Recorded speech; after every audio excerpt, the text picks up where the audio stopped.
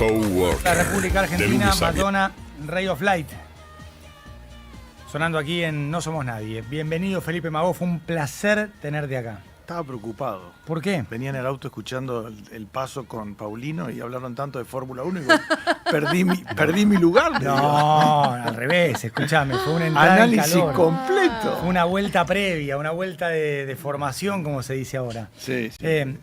Tenés muchos años de Fórmula 1. Sí, Conociste a Enzo Ferrari, Sí. a Carlos Reutemann. sí, señor. O sea, otra era de la Fórmula 1. Sí.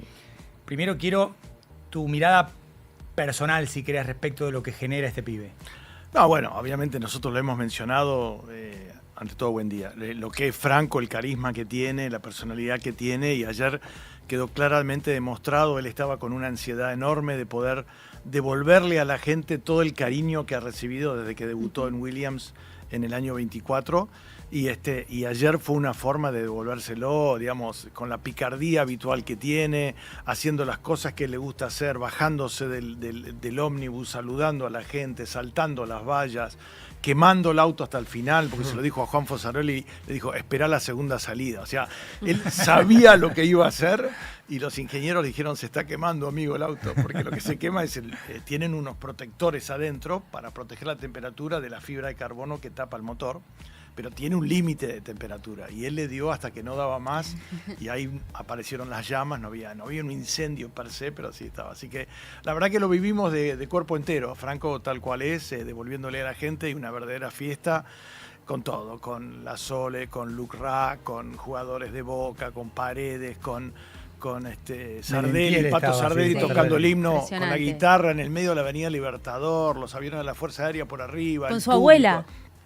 La abuela asistida por el SAME, pobre, porque tiene 92 años.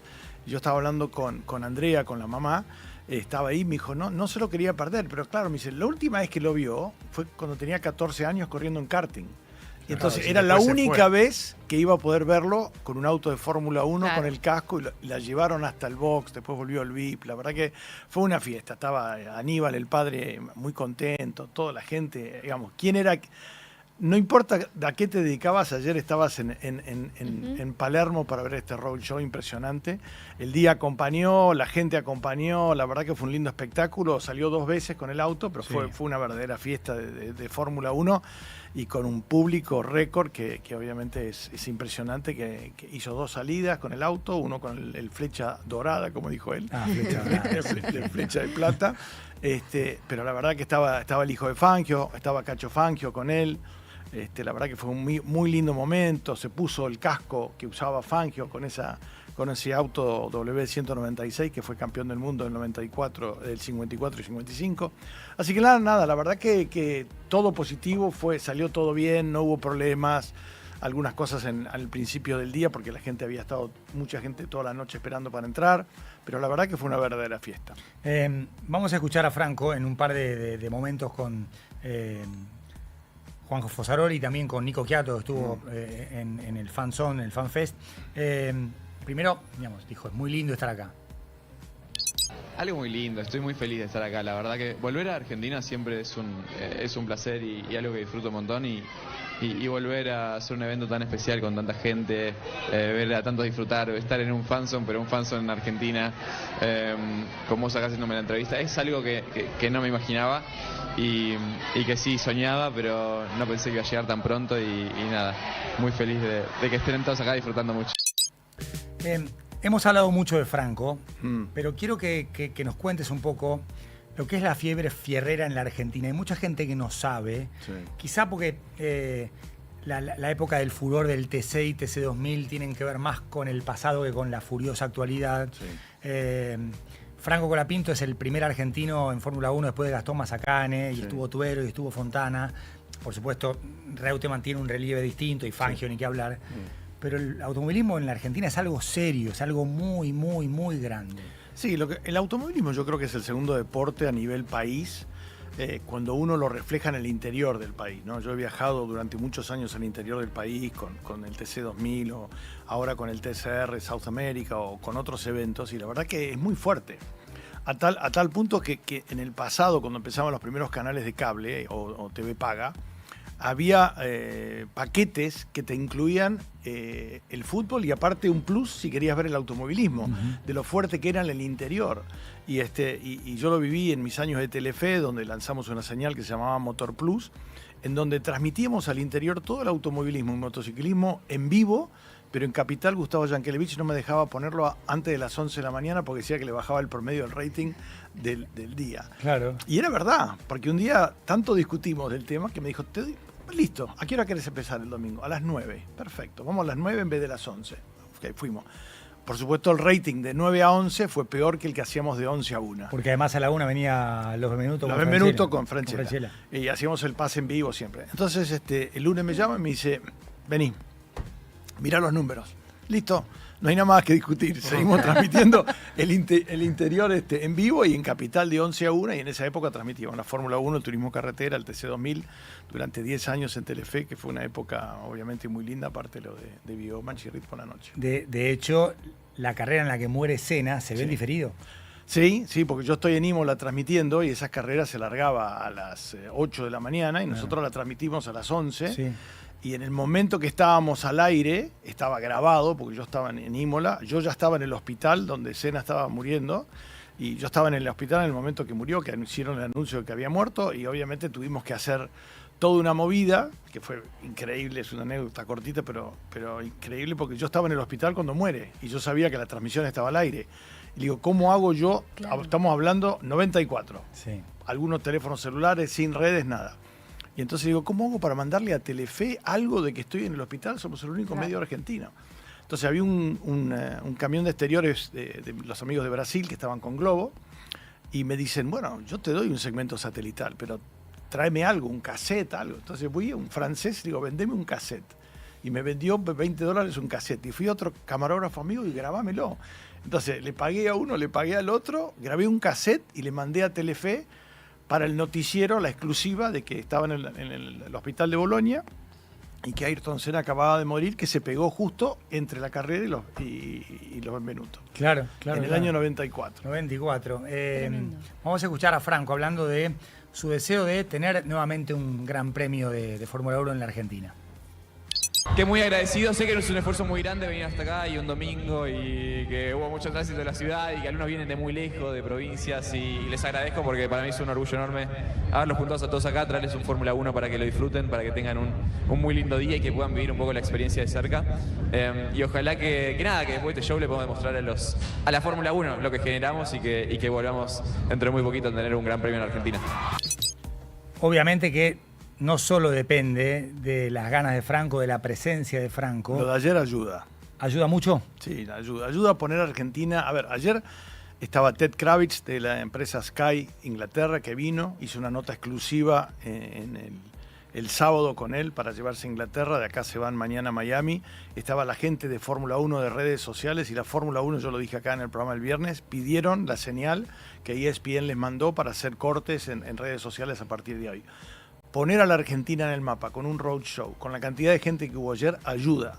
Porque si hubo esa cantidad de gente para ver un auto un domingo en la mañana... Un auto del 2012, además, sí, ploteado claro. como... Sí, pero bueno, el auto podría haber estado en un monopatín. Sí. De hecho, era Franco, arriba, porque yo pensé que alguna gente decía, trajeron un auto hace 14 años. A la gente no le importaba el auto, si era 14, era un auto de Fórmula 1 que era real, y lo que querían era verlo a Franco, y por eso fue tan lindo el cierre del evento, con Franco bajándose, saludando, acercándose al público, saltando las vallas, viendo a todo el mundo.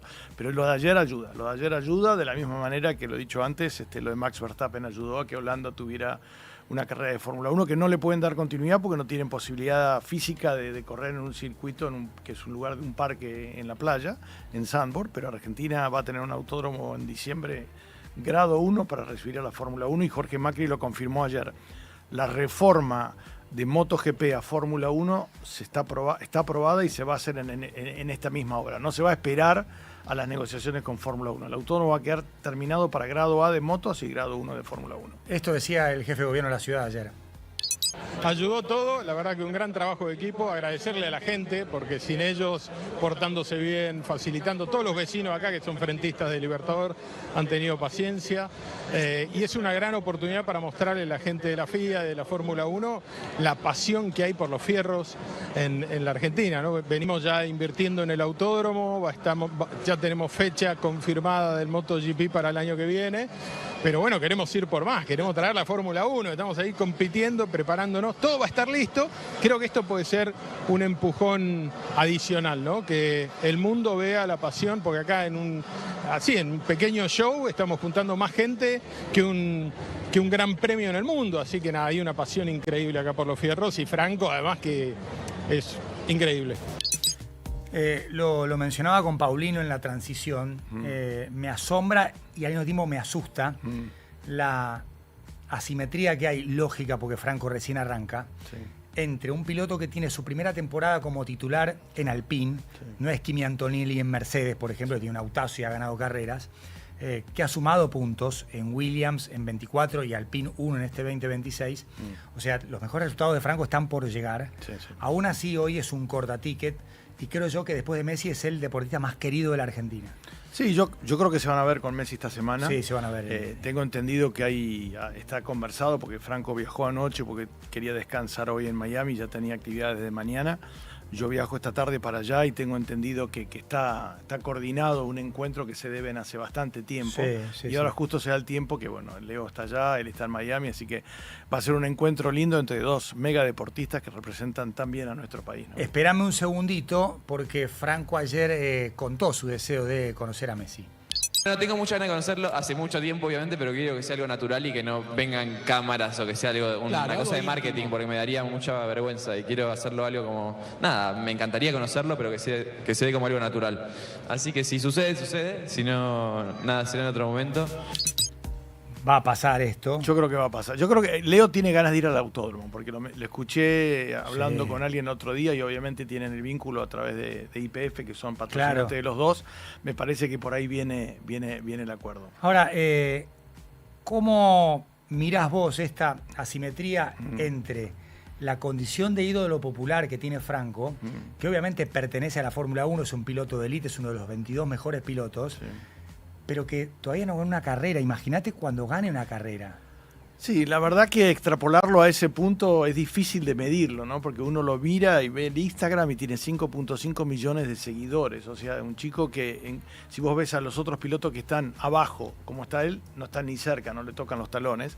Y tiene esa forma de ser tan abierta que obviamente lleva a que los medios europeos hayan venido hasta Buenos Aires para ver el roadshow sabiendo lo que Franco es capaz de hacer o decir y estar, y les dio una mega entrevista a la gente de Inglaterra, hizo notas para todo el mundo y se abrazó con Cacho Fangio y se bajó. No sé, yo creo que tiene una forma de ser tan especial que le pega a la gente tan bien que la gente hace kilómetros. Estuve con gente que vino de Uruguay, gente que vino de Brasil, vino a ver un roadshow de un auto viejo y sin embargo vinieron por lo que era la fiesta en sí, no era nada en especial, ¿no? Mira, Inter Miami juega el Clásico de Florida con Orlando el sábado en el estadio, en el nuevo New Stadium. Sí. O sea que ahí nomás, no hay manera de que no se encuentren durante la semana Lionel Messi y Franco Colapinto. Yo me parece que Leo el domingo aparece por el autódromo. Claro, seguro va a ir, seguro. Ya nos vamos a enterar porque obviamente no va a pasar desapercibido. Esperemos que así sea y que el encuentro se haya dado antes en forma privada, pues, como quiere Franco, que fíjate vos lo que dice, me da vergüenza que me estén filmando si lo quiero conocer a Leo, y la verdad que eso demuestra la calidad humana que tiene. Creo que la magia es esa, ¿no? Que es muy... uno genera empatía con él porque es auténtico, es un pibe como todos los demás. Si uno lo escucha, es un pibe más. Sí. No, aparte, bueno, todas las cosas que dijo, las conferencias de prensa cuando empezó a hablar del Mercedes, dijo, ups, esto ya se sabe o estoy spoileando algo que viene el domingo. O sea, es espontáneo 100% y uno lo ve ayer estaba Aníbal, la abuela, la madre, la hermana, la tía, la familia, o sea, y para él era muy especial que ellos estuvieran con él, porque obviamente han estado el padre, la madre en algunas carreras de Fórmula 1, no van a todas, la hermana también, pero tener a su grupo familiar cerca.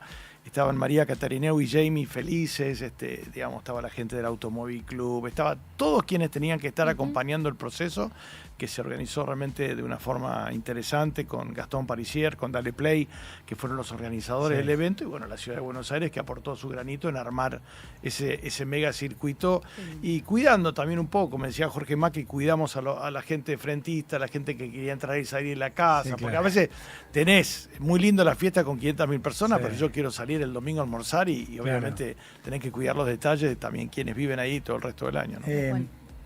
La última observación que quiero compartir con vos es, a veces la dimensión del personaje tapa o esconde lo buen deportista que es Franco, lo buen piloto que es, además de todo lo que tiene que ver con su carisma. Sí, ahora le falta dar un golpe en la parte deportiva. Te anticipo algo que no muchos saben, va con un chasis totalmente nuevo. El chasis con el que corrió las primeras carreras es el chasis de Alpine número 1, fue el que hizo el crash test, las primeras pruebas en Silverstone, Barcelona, Bahrein y las primeras 3 carreras. Y obviamente el equipo no se sentía cómodo porque es un auto que, digamos, diciendo mal y pronto, está un poco baqueteado. Entonces van un chasis totalmente 0 kilómetros, los dos van con 2 chasis nuevos a partir de Miami.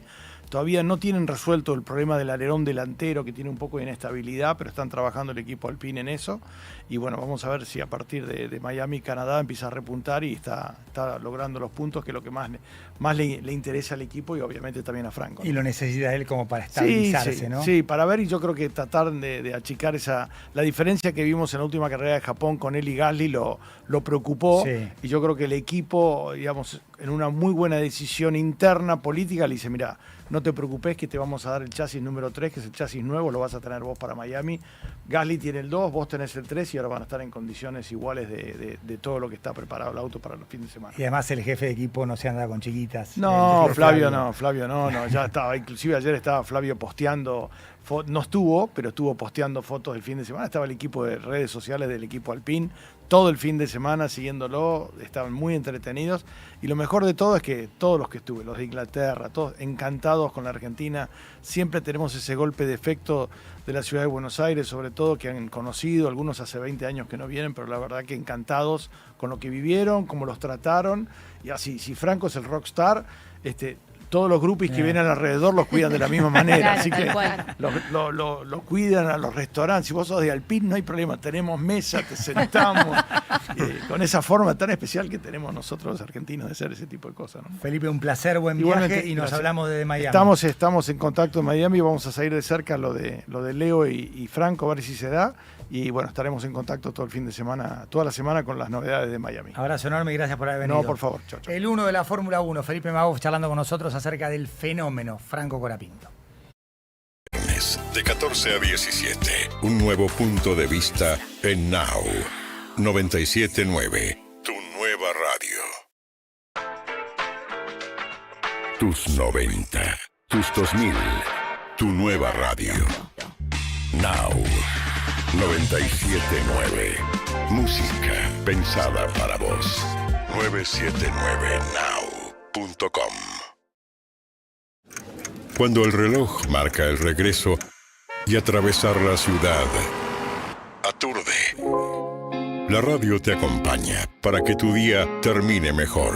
After Office Now, con Diego Senkman, Sofía Diamante y Josefina Godoy Martínez. El regreso más esperado. La realidad necesita bajar el ritmo. After Office Now. Lunes a viernes, de 17 a 20. Un nuevo punto de vista en Now 97.9. Tu nueva radio.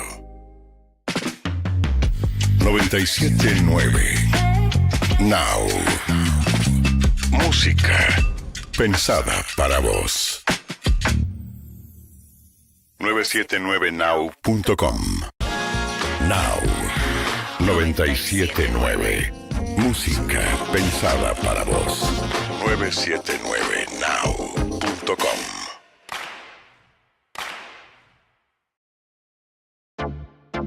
Las mañanas en Now son productivas desde el primer café.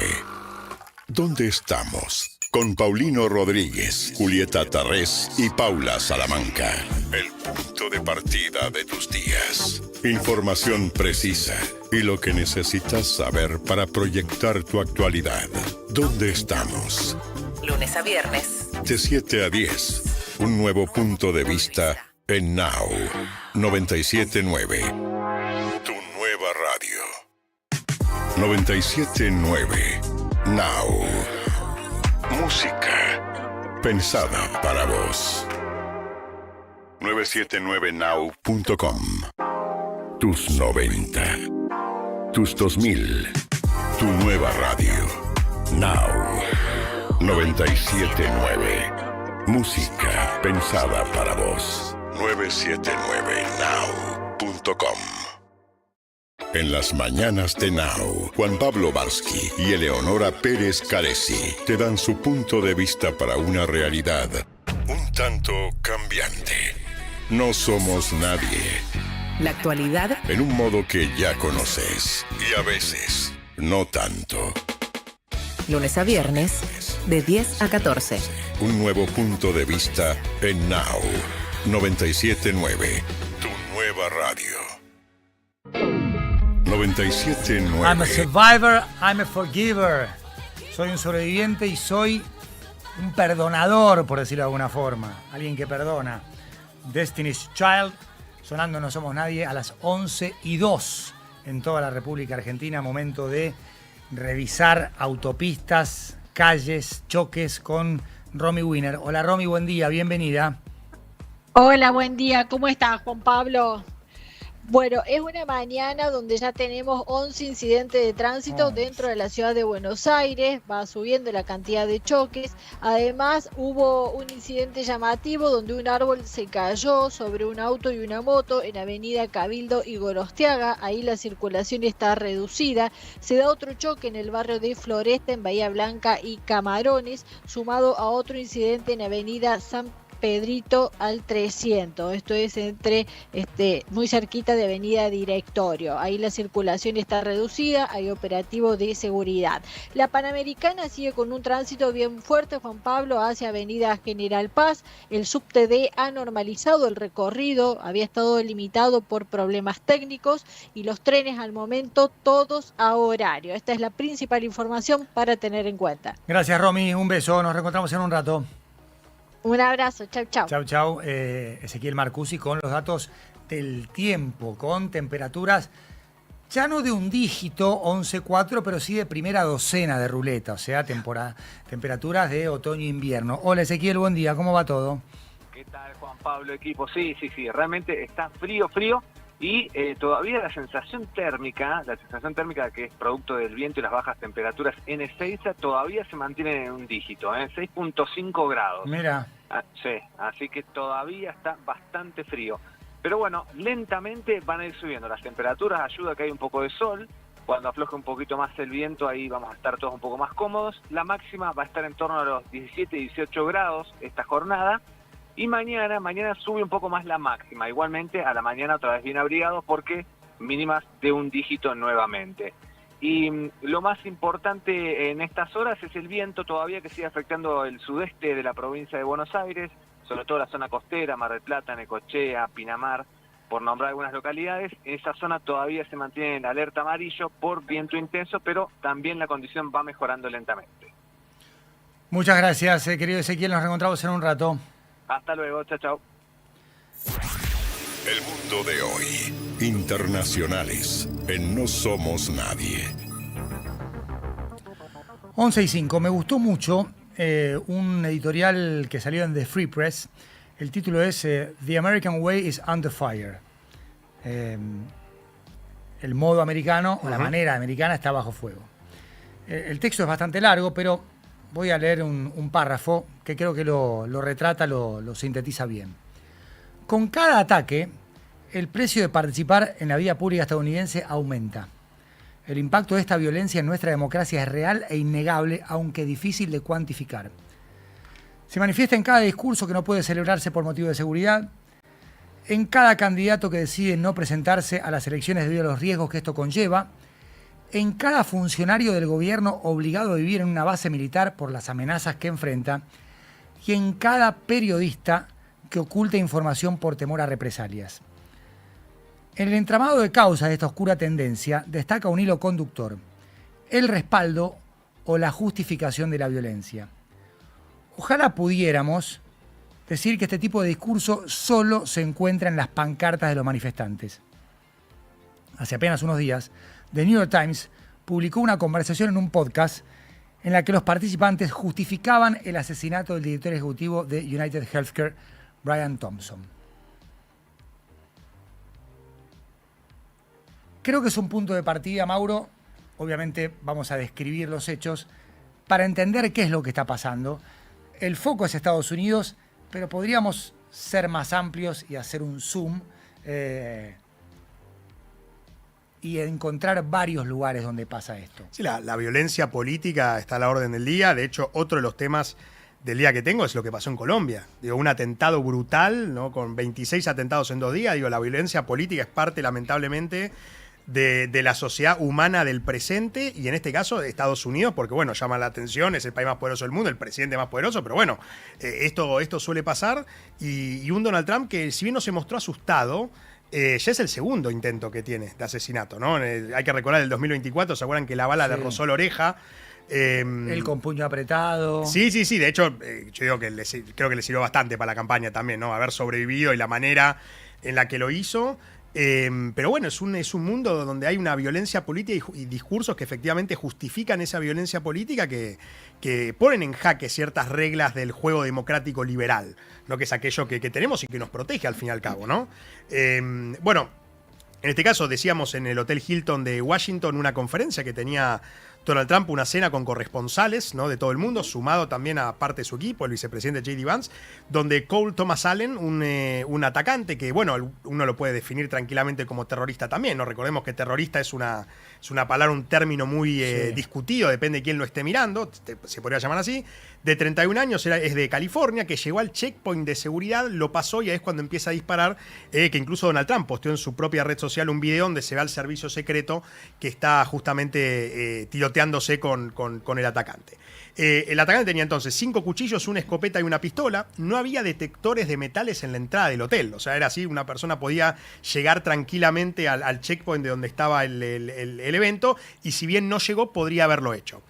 ¿Cuáles son las motivaciones que tomó el atacante para hacer lo que está haciendo? Lo que se encontró, una nota que había dejado, dice: soy ciudadano de los Estados Unidos de América, lo que hacen mis representantes me representa y ya no estoy dispuesto a permitir que un pedófilo, violador y traidor manche mis manos con sus crímenes. Esto por parte de él, que uno entiende se está refiriendo a Donald Trump, que a la hora de que cuando le preguntaron por qué él piensa que le pasan estas cosas, dijo lo siguiente: he estudiado los asesinatos y debo decirles que las personas más impactantes, las personas que más hacen, si miran a la gente, Abraham Lincoln, es decir, si revisan a las personas que han pasado por esto, ¿cuándo las atraparon? Pero las personas que más hacen, las personas que causan el mayor impacto, son acá las que persiguen.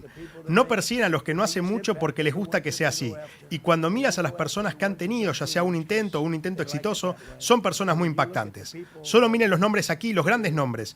Y odio decir que me siento honrado por eso, pero he hecho mucho. Hemos hecho mucho. Hemos tomado este país y fuimos el hazmerreír durante años, y ahora somos el país más popular en cualquier parte del mundo. Hemos cambiado este país y hay mucha gente que no está contenta con eso, ¿no? Diciendo, esto me pasa porque yo hago cosas. Es curioso porque era la primera cena de asociación de corresponsales de la Casa Blanca, a la que asistió Trump como presidente. Se había anticipado como un momento de confrontación, porque muchos periodistas dijeron que la mera presencia de Trump era una afrenta a la libertad de prensa por las demandas que él y su administración han puesto contra periodistas críticos. Trump tenía previsto hacer bromas, incluso burlarse de los periodistas en su discurso, que iba a ser duro.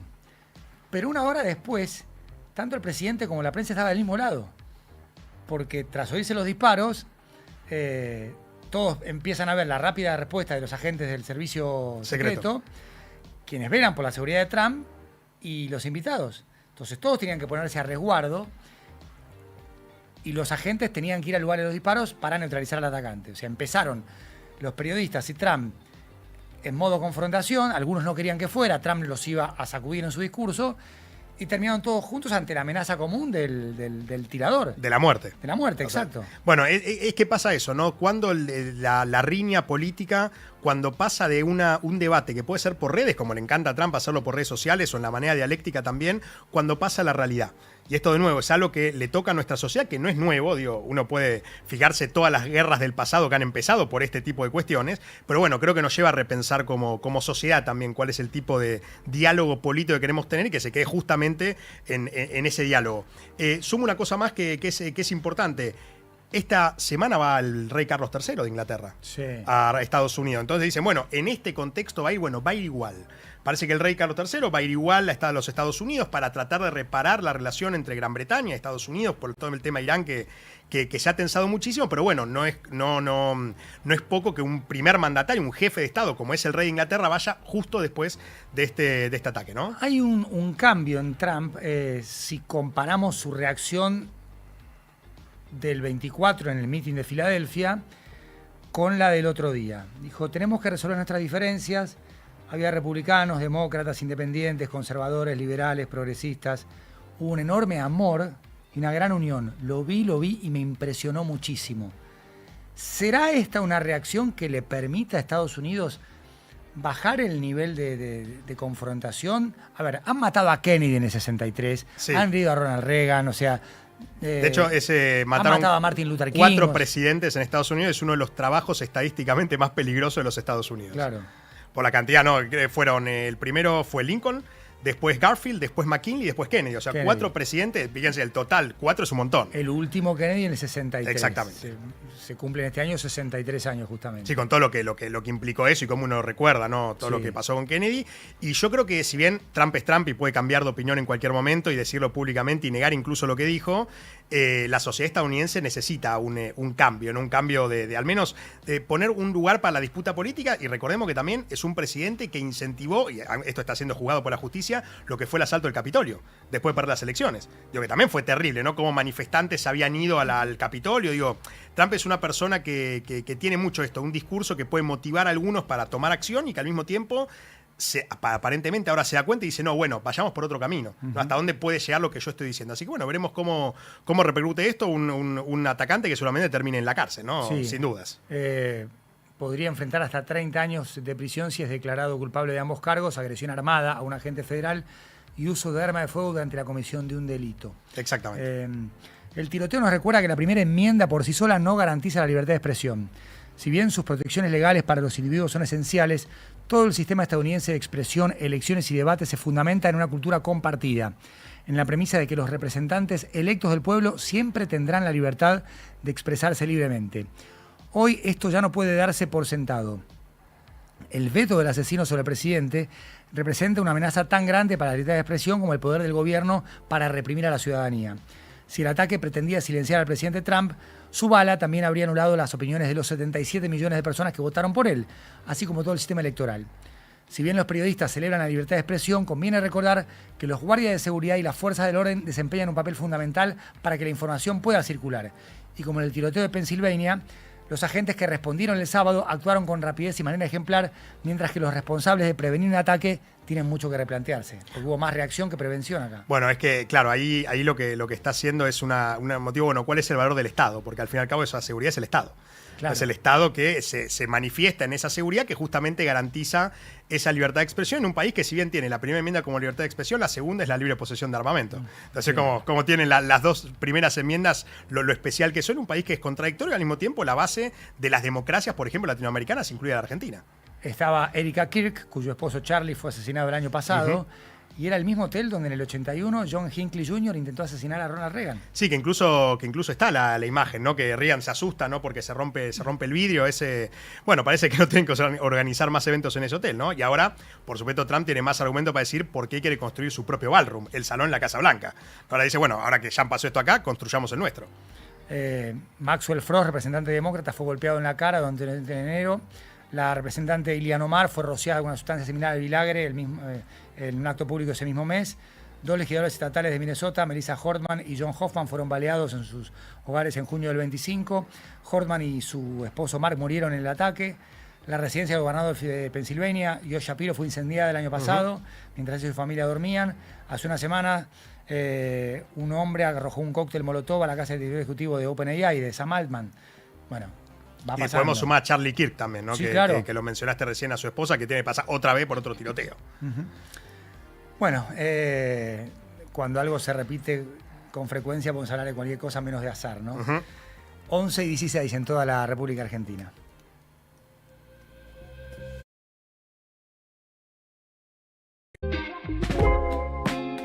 Now. Música pensada para vos. 979now.com. Tus 90. Tus 2000. Tu nueva radio. Now. 979.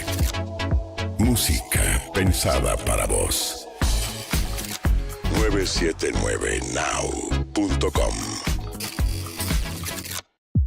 Hay un momento de la tarde en el que lo más importante es estar bien rodeado. Coworker, con Agustina Casanova y Mariano Almada. Actualidad para decidir y música para acompañar en un mismo espacio. Coworker, de lunes a viernes, de 14 a 17. Un nuevo punto de vista en Now. 979, tu nueva radio. Tus 90, tus 2000, tu nueva radio. Now. 979, música pensada para vos. 979now.com. Cuando el reloj marca el regreso y atravesar la ciudad aturde. La radio te acompaña para que tu día termine mejor. After Office Now. Con Diego Senkman, Sofía Diamante y Josefina Godoy Martínez. El regreso más esperado. La realidad necesita bajar el ritmo. After Office Now. Lunes a viernes, de 17 a 20. Un nuevo punto de vista en Now. 979. Tu nueva radio. 979. Now. Música pensada para vos. 979now.com. Now. 979. Música pensada para vos. 979now.com.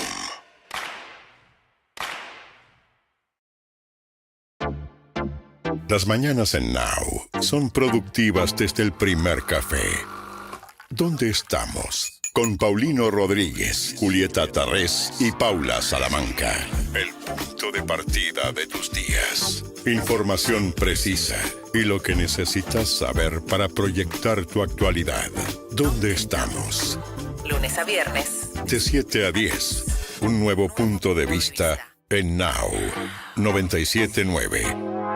Tu nueva radio. 979. Now. Música pensada para vos. 979now.com. Tus 90.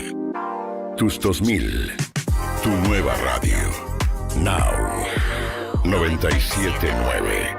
Música pensada para vos. 979now.com. En las mañanas de Now, Juan Pablo Barsky y Eleonora Pérez Caresi te dan su punto de vista para una realidad un tanto cambiante. No somos nadie. La actualidad En un modo que ya conoces y a veces no tanto. lunes a viernes, de 10 a 14. Un nuevo punto de vista en Now. 979, tu nueva radio. 979. Now. Música pensada para vos. 979now.com. Tus 90.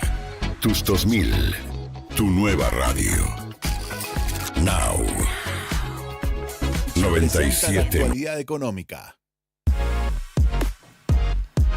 11:20. Euge Mucio, ¿por dónde vamos a esta hora? Bueno, como te decía en la venta, hay nuevos datos de morosidad, que es este indicador que viene creciendo y que viene prendiendo una alarma, si querés, en lo que es el sistema crediticio, sobre todo para lo que tiene que ver con el consumo y hasta dónde llegan nuestros consumos y cómo eso se traduce en tenemos más o menos poder adquisitivo, ¿no? ¿De qué hablamos cuando hablamos de morosidad?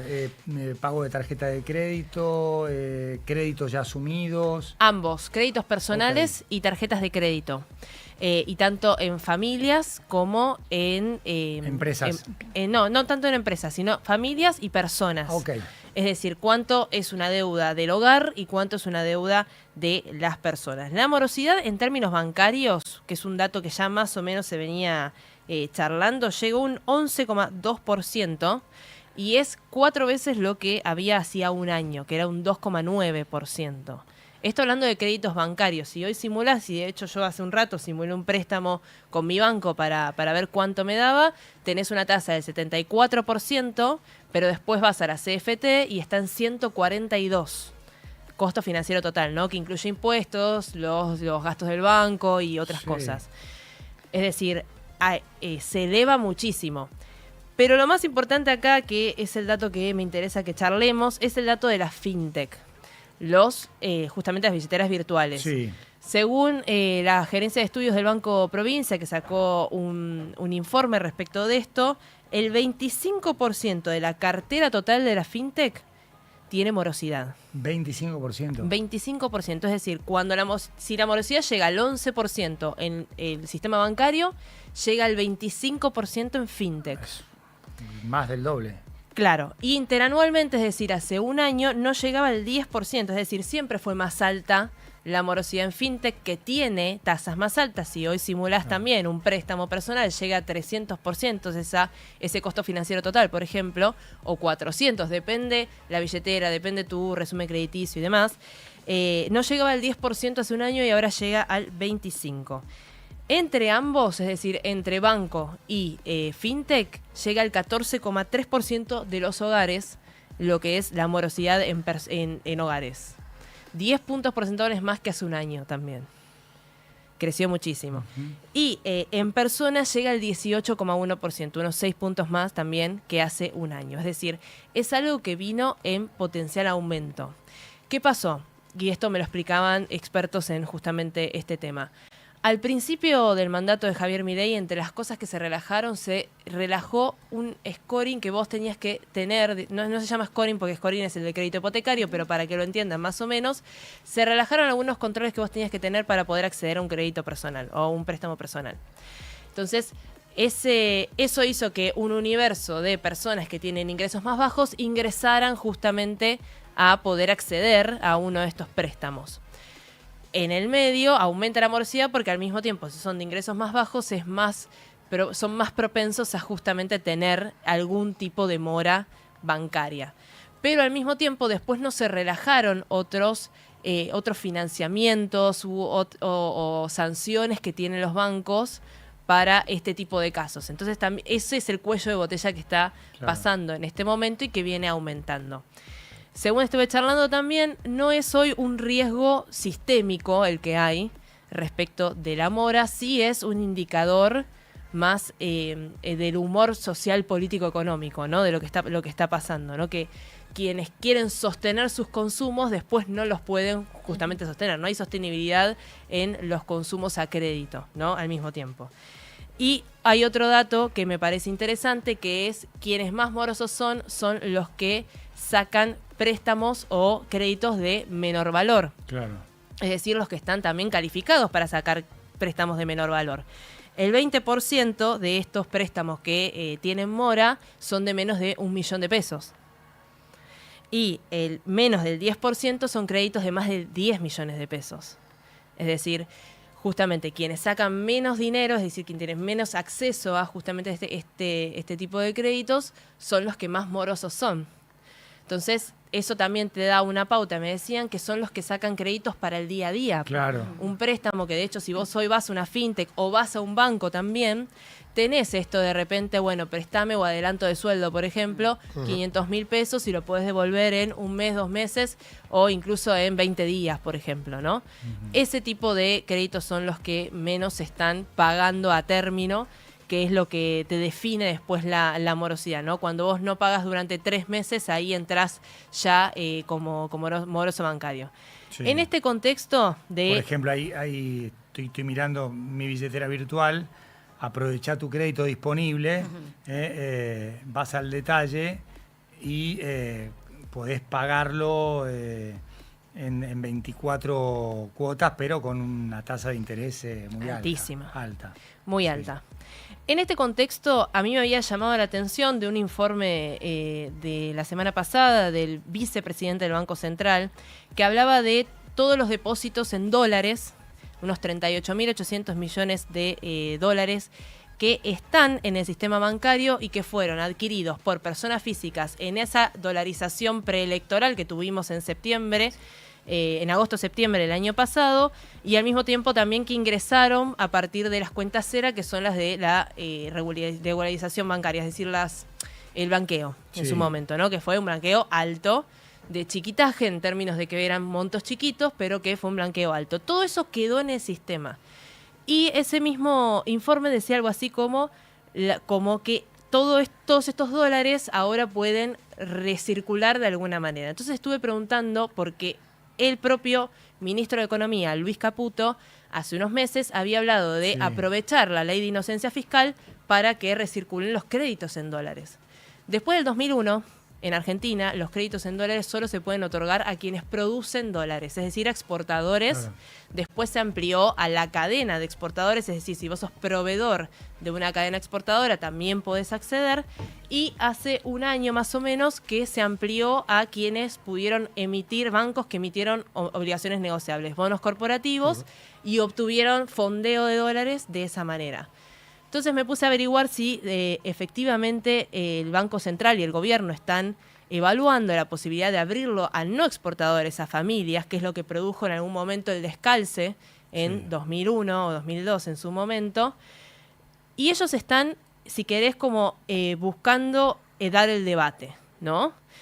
Lo que me decían es, el 55% de los depósitos en dólares está prestado a la cadena de exportación, y los bancos tienen la posibilidad de ampliarlo al 75% de los depósitos en dólares. Es decir, hay un margen ahí que no tambalearía el sistema si se presta ese 25% o 20% restante. ¿Qué pasa? En los bancos hay una fractura interna.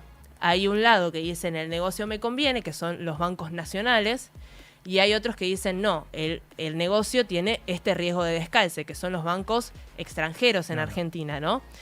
¿Por qué los bancos nacionales? Bueno, quizás ahí hay un interés de repente de que todavía no son sus clientes los exportadores y en los internacionales sí. Y bueno, entonces está esa conversación. No hay hoy un proyecto firme respecto a si se pueden prestar créditos en dólares o no, porque deberías cambiar la ley para eso y tenés que pasarlo por el Congreso, pero está dado el debate. Jorge Brito, el presidente del Macro, dijo varias veces que era importante abrir esa puerta de los créditos en dólares. Sí, y de hecho hay 2 o 3 sectores que identifican como posibles tomadores de esos préstamos, que son grandes empresas que ya emitieron obligaciones negociables, energéticas por ejemplo, que durante todo el año pasado emitieron a menor tasa que el gobierno, firmas con productos dolarizados o individuos que busquen créditos hipotecarios, pero en dólares. Sí. Jorge Brito habló de los créditos hipotecarios en dólares. Así es. Así que está ese debate, o sea, mientras tenemos morosidad en pesos, básicamente en préstamos y en créditos personales, en familias, al mismo tiempo se está abriendo ese debate de los créditos en dólares, que me parece interesante seguirlo.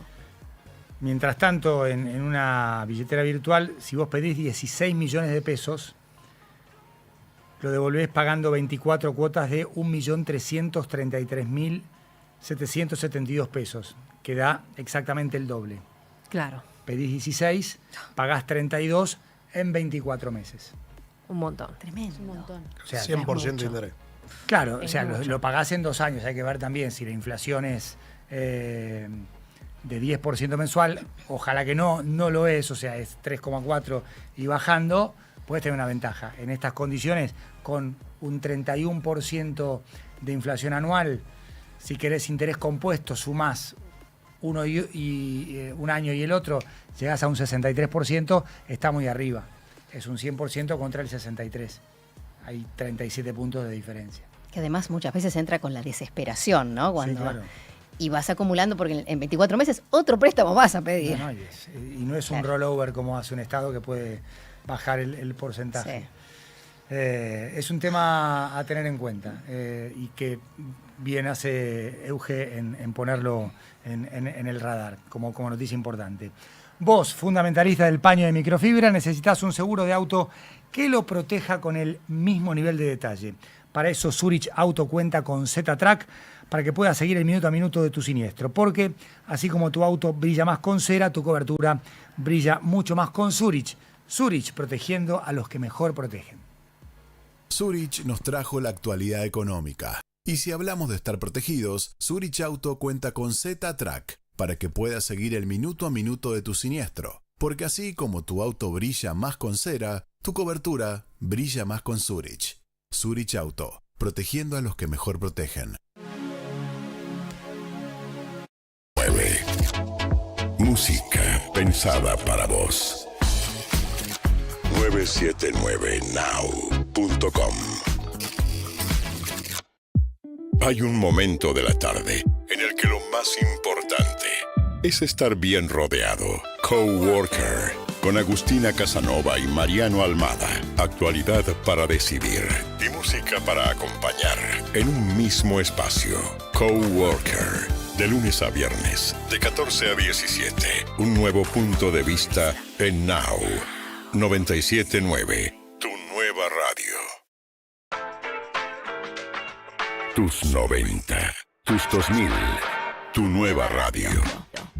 Now 97.9, música pensada para vos. 979now.com. Cuando el reloj marca el regreso y atravesar la ciudad aturde, la radio te acompaña para que tu día termine mejor. After Office Now. Con Diego Senkman, Sofía Diamante y Josefina Godoy Martínez. El regreso más esperado. La realidad necesita bajar el ritmo.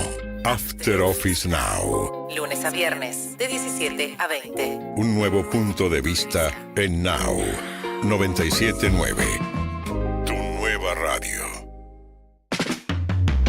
97.9. Now. Música pensada para vos. 979now.com. Now 97.9. Música pensada para vos. 979now.com.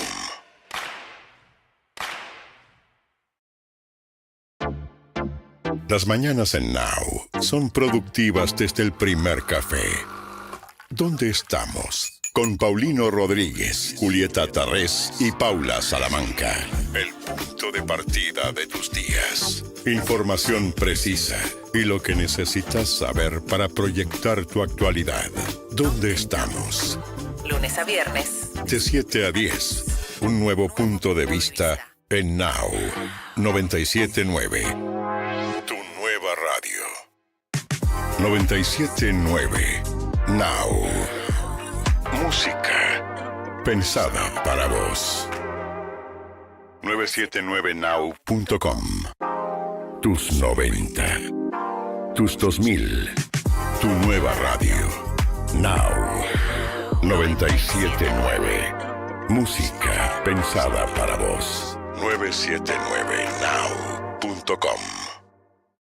En las mañanas de Now, Juan Pablo Barsky y Eleonora Pérez Caresi te dan su punto de vista para una realidad un tanto cambiante.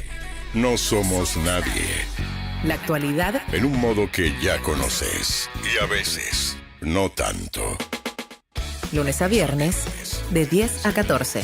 Un nuevo punto de vista en Now 97.9, tu nueva radio. 97.9 Now. Música pensada para vos. 979now.com. Tus 90, tus 2000, tu nueva radio. Now 97.9. ¿Querés encontrar el mejor precio en hoteles? Turismo City, paga menos por viajar. El sábado por la mañana es un buen momento para entender la realidad desde un nuevo punto de vista.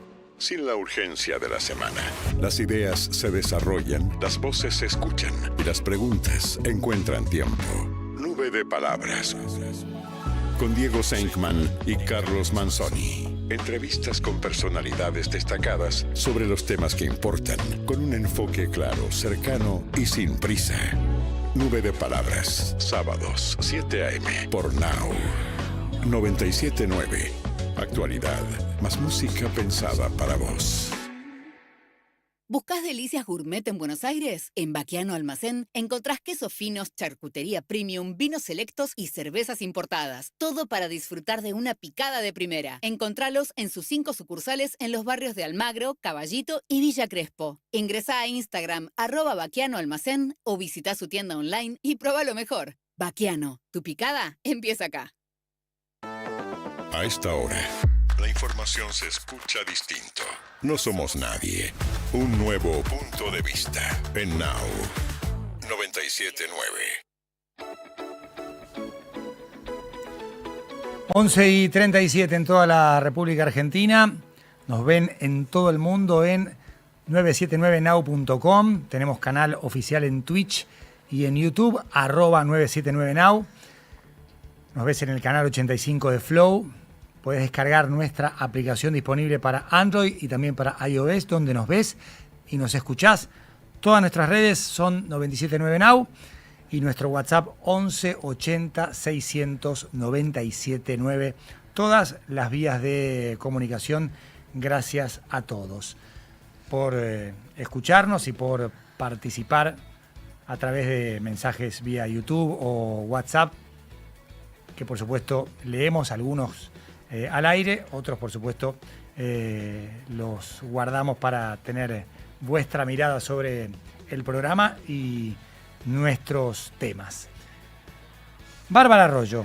Bueno, murió Adolfo Aristarain. Exacto, y estaba repasando un poco parte de su filmografía, que además arranca con La Playa del Amor, La Discoteca del Amor. Ustedes se acuerdan, Cacho Castaña, Mónica Gonzaga, Ricardo Darín, que cuando tuve la posibilidad de entrevistarlo en el 2022, uno creía que le daba como un poquito de vergüenza a Adolfo contar que de aquellas películas A Tiempo de Revancha, Martín H., hay un abismo. Y él no, las defendía, y claro, porque además eso me llevó a esto, decía, ¿no? Siempre escribió junto a su gran amor, a Katy Saavedra, la mujer que lo acompañó durante 50 años y que ha estado allí también en sus últimas horas. Y una de las cosas que tenía es que él mezclaba prestigio con popularidad. Mencionábamos entonces del año 81, Tiempo de Revancha, esta historia en donde su actor fetiche, Federico Lupi, que lo ha llevado a tantas otras películas, ¿no? En Últimos Días de la Víctima también, con Soledad Silveira. En Tiempo de Revancha, ¿te acordás que era este sindicalista que estaba en la época en donde se armaban estas revueltas empresariales y se hablaba mucho de la corrupción empresarial? Él había fingido un accidente laboral en donde había quedado mudo. Y como sabía que lo podían espiar y ponía micrófonos, se había vendado la boca el personaje de su mujer, Alachona, Aide Padilla, que también era su mujer en la vida real en aquel momento, y trataba de hacer todo y se comunicaba con una especie de dispositivo muy antiguo ahora, pero para la época. Luego Martín H., ¿no? En donde se hablaba también de exilio, de género, cuando eran temas que no se tocaban. Y este país es una trampa. ¿Te acordás? Cuando y decía que hay que irse de Argentina, que la patria son los amigos y hasta ahí nomás. y tantas otras cosas, ¿no? Eusebio Poncela también con diálogos en donde hablaba de la sexualidad masculina o femenina, que él prefería tener encuentros íntimos con la mente y no con los cuerpos. Bueno, Adolfo ha sido un referente en nuestro cine y por supuesto también lo recordarán no solamente sus amigos más tan queridos como Fito Páez, que fue el productor y quien le puso la música a Martín H. con Cecilia Roth en aquel momento protagonizándola con Federico Lupi, Juan Diego Botto también. Es un posteo súper cariñoso Fito Páez hace un par de horas. Así es, era parte de su familia además. Sí, destaca justamente eso, Claro. que eran familia. Sí, el 2024 fue la última vez que se reunieron, que fue el año en donde él recibió la medalla de oro de la Academia de Cine de España, porque tendió puentes entre el cine argentino y el español. Así que bueno, nuestro recuerdo y siempre recomendar las películas que han sido una bisagra en el cine argentino. Tiempo de revancha es un peliculón. Es un peliculón, no me canso de verla, una y otra vez, ¿no? Últimos días de la víctima también. Sí. Sí. Sí. Habla mucho de la violencia de género también, por supuesto, temas que se tocaban poco en aquel momento. Y por otro lado, te quería comentar esto que tiene que ver con la sexualidad femenina llevada a la plataforma, ¿no? Bueno, lo más reciente y argentino que todos recordarán es En el Barro. Sí. Esta historia, ¿no? Que es el spin-off, digamos, del Marginal, pero ya desde Gladys Borges y todas estas mujeres que se ha criticado y ha sido un poco polémico, que decían que se exponía mucho figuras femeninas, actrices, igual encuentros así en donde tal vez era como casi pornográfico, y se lo criticó en su momento. Pero ahora, el viernes pasado, Prime Video estrenó Cochinas. ¿Qué nombre? Producción española, en este caso con me imagino de qué se trata. Malena Alterio, hija del gran Héctor Alterio, hermana de Ernesto, por supuesto, argentina, pero ya española, que la protagoniza. Está centrada en Valladolid en los años finales de los 90. Ajá. Ella es una señora de su casa que solo hace croquetas, es su único afán, cuida a sus hijos, su marido cae en coma, esto pasa en los primeros minutos, y ella se hace cargo del videoclub que él llevaba adelante, que era un fracaso. Ya tenía la cadena americana cerca que lo estaba fundiendo y se da cuenta que tiene un montón de películas porno que la gente con mucha vergüenza iba a alquilar y sobre todo porque parece que hay un porcentaje muy alto de la pandemia hasta ahora de España que consume mucho cine porno. Parece que en Europa es el país que más se consume. Mira. Esto ya en los 90 Pero sucedió. ya más streaming que VHS Ahora, o DVD. claro, pero en la ficción, que es en los 90, esto revoluciona a todas las vecinas que no son felices puertas adentro de su casa y que empiezan a consumir este tipo de cine y allí, bueno, todo el descubrimiento. Es una temporada por ahora con 8 episodios de 30 minutos en donde vamos a ver de todo. Quienes empiecen a ver, tengan en cuenta que los primeros minutos de cada episodio arranca con una especie de escena de una película porno, pero muy mala, muy berreta, en donde, bueno, se pone de manifiesto la calidad de aquel cine, de los 90, 80 también, y no se asusten, después la cosa, para los pudorosos, tal vez dejen de verla, pero nada, son pocos minutos, por supuesto, esto es para que no la vean los chicos en casa, pero se van a encontrar cómo era y cómo éramos allí en los 90 con respecto al cine pornográfico y cómo es la visión de las mujeres en España. Y ella empieza a hacer un negocio con eso. Claro que sí, empieza a levantar deudas de los muertos que le dejó el marido. De los muertos que le dejó Ahí hay el un marido. trasfondo interesante. Exacto, ¿La porque viste? hay... No la vi, pero me intriga. Viste, ya está, ya pescó Ok, una. bien. Así que bueno, ¿qué pasa con las mujeres cuando se descubren que también consumen cine pornográfico? Sí, y estás hablando de década del 90, cuando quizás el auge es anterior. Totalmente. Más década del 80 o finales de los 70. Claro, y los guiños de que cuando te entregaban el VHS es traerlo rebobinado. Palabra que ya ni se usa. No, y estaban con bolsa negra. Claro, todo tapado, todo tapado. Bolsa tenía que ser. negra, Claro, y te daban una cajita en donde no se veía más que el título porque la caja con toda la carátula quedaba dentro, quedaba en el videoclub. Y esperar, si eras adolescente, que no hubiera nadie en el local y quedarte vos solo con el vendedor para pedirle. Sí, y que no se te caiga la cara de vergüenza. Sí, y el error que a veces pasaba, ¿no? Que guardaban una película en el lugar equivocado. Una anécdota breve de algo que sucedió en los 90 en Revista Caras. Yo trabajaba allí y como entregaban en las revistas un VHS de colecciones de Disney, suponete. 101 Dálmata. No. Sí, una vez hubo muchos llamados al conmutador porque se había filtrado un No puede video ser. triple X y una familia estaba totalmente indignada porque los niños no estaban viendo los dálmatas. Eso, bajo un título Quizás era infantil. otros dálmatas. Un anabólico que falló en Claro. ese caso. Terrible. Sucedió esto, ¿eh? Fui Terrible ese testigo. momento cuando pusiste el VHS y aparece otra cosa y estás con los chicos. Yo ahí, tengo ¿no? todos los VHS de Disney y nunca me pasó eso, así que yo no fui. No llamas, tu padre no llamaron. No fui muy familia. Además, todo título de Disney es incompatible con una película porno. No, claro que sí. Claro. O sea, Se puede discutir cualquier cosa. es más, hasta podés jugar como director de una película pornográfica con un título Blanca Nieves Toy ha tenido, Story. ha tenido Blanca la saga. Nieves, pero al Claro. revés ¿Cómo? no. Al revés no.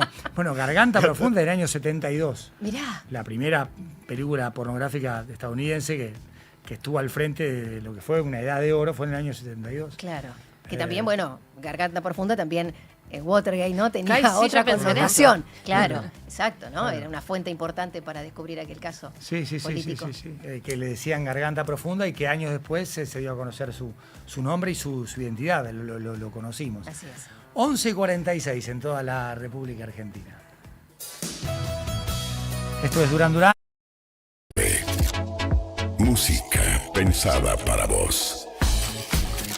979now.com. Hay un momento de la tarde en el que lo más importante es estar bien rodeado. Coworker, con Agustina Casanova y Mariano Almada. Actualidad para decidir y música para acompañar en un mismo espacio. Coworker, de lunes a viernes, de 14 a 17. Un nuevo punto de vista en Now 97.9, tu nueva radio. Tus 90, tus 2000, tu nueva radio. Now 97.9, música pensada para vos.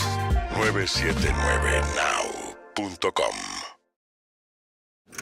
Cuando el reloj marca el regreso y atravesar la ciudad aturde. La radio te acompaña para que tu día termine mejor. After Office Now. Con Diego Senkman, Sofía Diamante y Josefina Godoy Martínez. El regreso más esperado. La realidad necesita bajar el ritmo. After Office Now. Lunes a viernes, de 17 a 20. Un nuevo punto de vista en Now 97.9. Tu nueva radio. 97.9. Now. Música pensada para vos. 979now.com. Now 97.9. Música pensada para vos. 979now.com.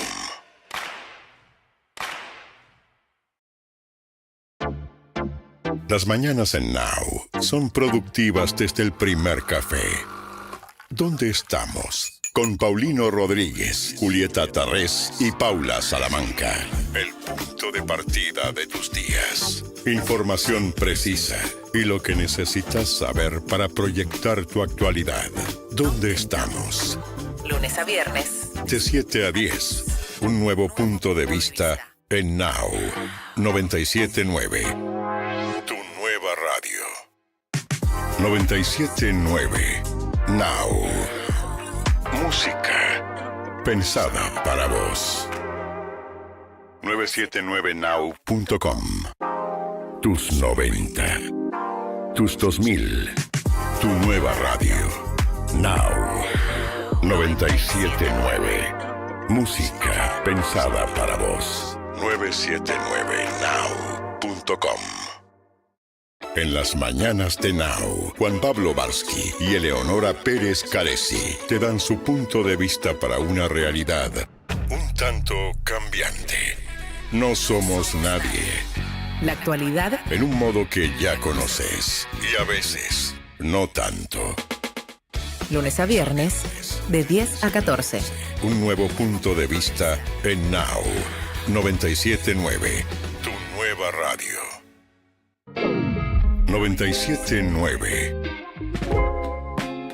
Now. Música pensada para vos. 979now.com. Tus 90, tus 2000, tu nueva radio. Now. 97.9. Música pensada para vos. 979now.com. Hay un momento de la tarde en el que lo más importante es estar bien rodeado. Coworker, con Agustina Casanova y Mariano Almada. Actualidad para decidir y música para acompañar en un mismo espacio. Coworker. 97.9.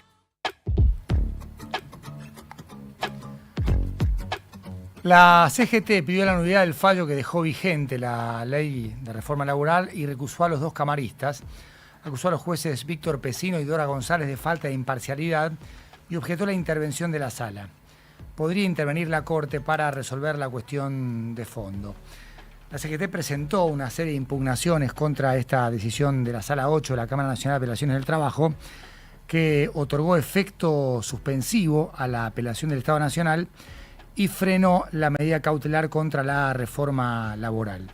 A través del abogado, la Central Obrera, como les decía, reclamó la recusación de ambos camaristas, firmantes de la sentencia que revirtió la medida cautelar del juez Horacio Ojeda, que había frenado 81 artículos de la llamada Ley de Modernización Laboral.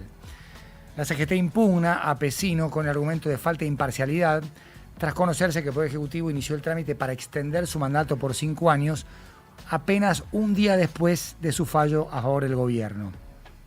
Se alega en la presentación judicial que recibe un beneficio de importancia del Estado Nacional. Cumple 75 años en junio, Pesino, Víctor Arturo Pesino, y a María Dora González se la acusa de prejuzgamiento, al haber adelantado opinión sobre el fondo de la cuestión, al afirmar que los trabajadores no son sectores socialmente vulnerables y que sus derechos no son de naturaleza alimentaria. Esto es según la presentación que hizo la CGT.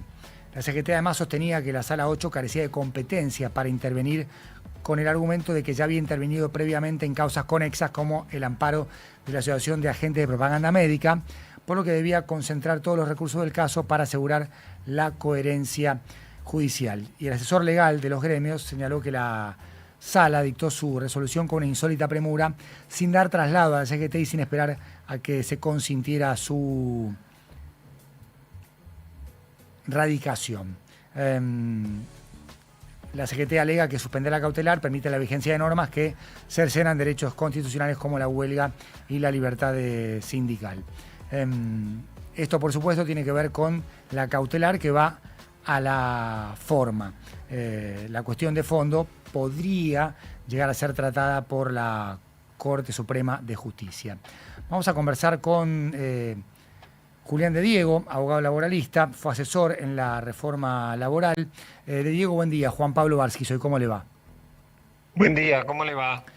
Todo muy bien. Primero quiero preguntarle por la reforma que se votó, que se aprobó. ¿Era muy diferente a la que se elaboró? Bueno, teniendo en cuenta todo el excelente resumen que hizo usted primero, ¿no? La propuesta del Poder Ejecutivo se hizo en noviembre del año pasado para tratar en extraordinaria. Finalmente, esto se trató en el mes de febrero y tuvo el debate tanto en la Cámara de Senadores como en la Cámara de Diputados, y allí se hicieron unos 50 modificaciones. Esas, en realidad, exactamente 48 modificaciones, entre las observaciones que hubo en la Cámara de Senadores, las de la Cámara de Diputados, que también obligaron a volver a la Cámara de Senadores para que finalmente la ley se sancionara. Así que realmente del proyecto original, como consecuencia del debate y sobre todo de la opinión de los gobernadores, hubo una cantidad muy importante de cambios respecto del texto original. O sea que se sacó una ley posible, digamos, entre tantas observaciones. Sí, además el debate fue muy amplio, ¿no? Es decir, si uno seguía el debate, como me pasó a mí por razones obvias, el debate fue muy amplio y se escucharon todas las voces. En realidad, se volvió al rol que tiene que tener el Congreso en estos casos, porque se acuerda usted que esta iniciativa, la de la reforma laboral, el Poder Ejecutivo, ni bien asumió el presidente Milei, la quiso aprobar por un DNU que fue impugnado inmediatamente por la justicia, ¿no? Después vino la ley de bases, que introdujo algunas reformas laborales, muchas de las cuales ya están en plena ejecución, y finalmente viene esta reforma laboral que se debatió como corresponde a los mandatos constitucionales y la división de poderes en la Cámara de Diputados, en la Cámara de Senadores. Se sancionó, se promulgó y se publicó en el Boletín Oficial el 6 de marzo de este año. Diego, ¿por qué la Argentina necesitaba una reforma laboral? Y si esta, la votada, la posible, se adecua a esas necesidades. Bueno, ese es un tema que va a haber que ver cómo se desarrolla en la realidad. Lo cierto es que la reforma laboral era imprescindible porque las normas sobre las cuales nos estábamos rigiendo en el siglo XXI corresponden a disposiciones que se aprobaron entre 50 y 70 años atrás, época en las cuales no había ninguna tecnología, y hoy todo el trabajo humano está atravesado por las nuevas tecnologías. Entonces era absolutamente necesario, como lo fue necesario y lo es necesario en todos los países centrales del mundo, ¿no? Es decir, por ejemplo, para tomar el derecho comparado como el que más observamos nosotros, como es el derecho de España, de Francia, de Italia y de Gran Bretaña, lo cierto es que esos países ya van por la quinta o sexta oleada de reformas laborales para adecuar la legislación al mundo de las nuevas tecnologías. Nosotros vamos por la segunda.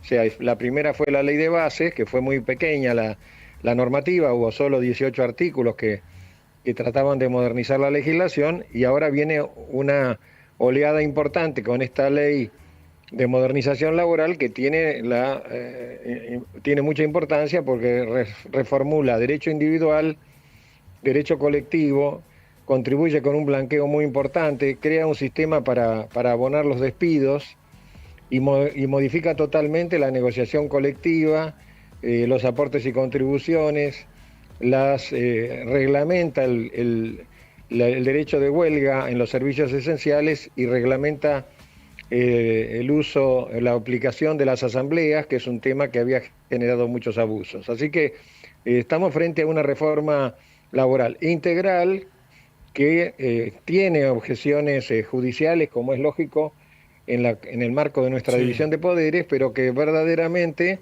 ha cumplido con todos los requisitos que hacen a su validez y por lo tanto ahora está en plena implementación, dadas las circunstancias procesales que usted ya resumió muy bien. Estamos conversando con Julián de Diego y estamos hablando de la reforma laboral que hoy está en vigencia a partir de la decisión de la Sala. Sí, es la suspensión de la suspensión. ¿Por qué? Sí. Porque la medida cautelar suspendió la vigencia de 83 artículos.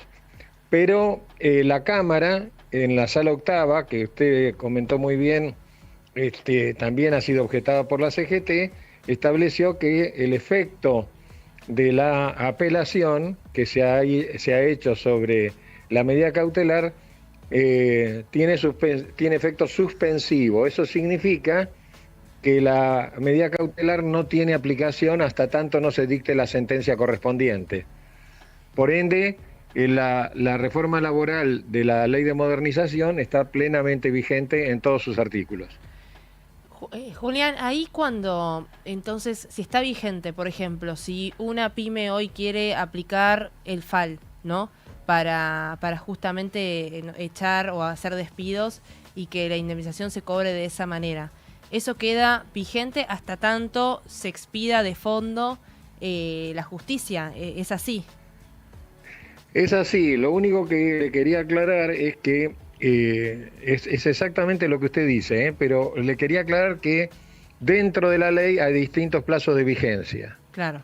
Y el FAL tiene vigencia a partir del 1 de junio Ahí está. del año 2026, o sea que todavía no está vigente, donde además la autoridad de aplicación, o sea, el Ministerio de Capital Humano y la Secretaría de Trabajo tienen que acompañar la reglamentación. Y después el FAL, para que se empiece a aplicar, requiere 12 meses de acumulación de los fondos. Por lo tanto, entre el 1 de junio y los 12 meses van a transcurrir prácticamente más de la mitad del año 2027. El FAL se va a terminar aplicando con el que sea el nuevo presidente de la Nación en el 2027. Claro, pero de repente si esto del banco de horas, por ejemplo, empieza a aplicarlo una empresa internamente amparado por la reforma laboral que está vigente y después, no, por ejemplo, la justicia se expide diciendo que es inconstitucional la reforma como planteó la medida de la CGT y vuelve para atrás, entonces ya no puede aplicar ese banco de horas, por ejemplo. Bueno, es una muy buena pregunta. En realidad, cuando uno tiene todas estas vicisitudes, se aplica en cada caso la ley vigente en el momento que ocurren los hechos.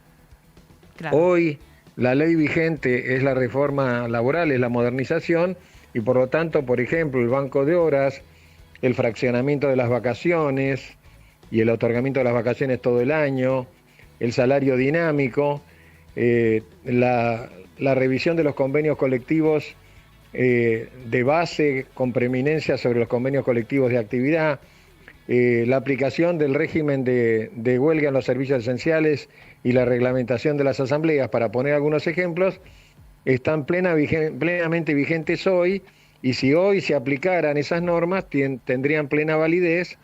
Si el día de mañana esas normas se declaran inconstitucionales, a partir de ese momento no se va a poder aplicar la reforma, va a haber que aplicar el régimen anterior, que, como les decía, es un régimen tan antiguo, que tiene tantos años, que prácticamente no tiene vigencia. Piensen ustedes que el recibo de sueldo de la Ley de Contrato de Trabajo, que está actualmente reformulado, establecía que el recibo de sueldo papel en un sobre donde se ponía el dinero adentro y se lo cerraba con una cinta scotch.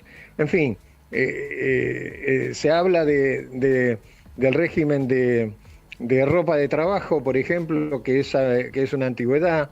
No se contemplaban bien cuáles eran los gastos de automóvil, no se contemplaban los gastos de celular ni de internet, que hoy son parte esencial del desempeño de cualquier empleo. En fin, es una ley que está tan vieja y tan amparada en el pasado, que se convierte en un elemento retrógrado. Fíjese usted, en los últimos 14 años el empleo en blanco en la Argentina no creció y se duplicó y hasta se triplicó el trabajo no registrado. Entonces, claramente el modelo legal responde a otra época, y por eso es muy importante reformularlo, y reformularlo con el espíritu constructivo más importante que se pueda, porque va a haber normas de la reforma laboral que van a ser eficientes, y en ese caso va a haber que reforzarlas.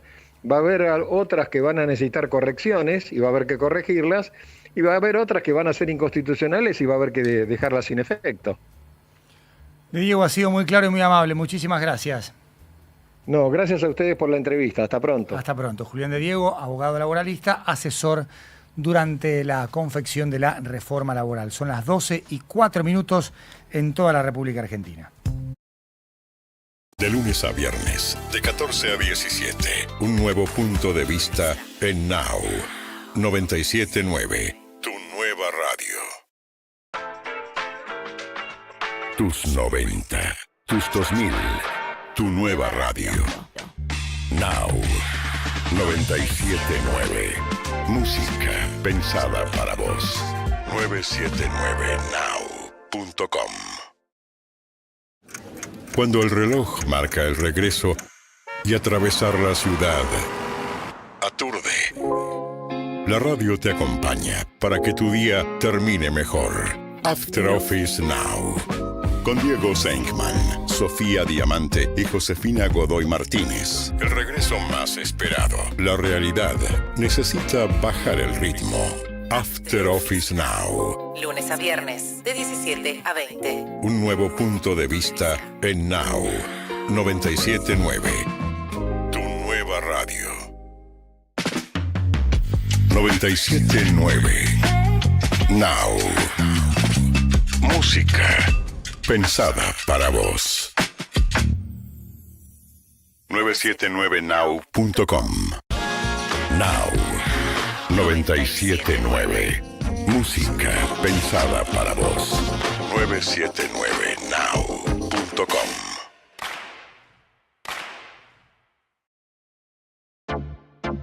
Las mañanas en Now son productivas desde el primer café. ¿Dónde estamos? Con Paulino Rodríguez, Julieta Tarrés y Paula Salamanca. El punto de partida de tus días. Información precisa y lo que necesitas saber para proyectar tu actualidad. ¿Dónde estamos? Lunes a viernes. De 7 a 10. Un nuevo punto de vista en Now 97.9. Tu nueva radio. 97.9. Now. Música pensada para vos. 979now.com. Tus 90. Tus 2000. Tu nueva radio. Now 97.9. Música pensada para vos. 979now.com. En las mañanas de Now, Juan Pablo Barsky y Eleonora Pérez Caresi te dan su punto de vista para una realidad un tanto cambiante. No somos nadie. La actualidad En un modo que ya conoces y a veces no tanto. lunes a viernes, de 10 a 14. Un nuevo punto de vista en Now 97.9. Tu nueva radio. 97.9. Now. Música pensada para vos. 979now.com. Tus 90. Tus 2000. Tu nueva radio. Now. 97.9. Música pensada para vos. 979now.com. Hay un momento de la tarde en el que lo más importante es estar bien rodeado. Coworker, con Agustina Casanova y Mariano Almada. Actualidad para decidir y música para acompañar en un mismo espacio.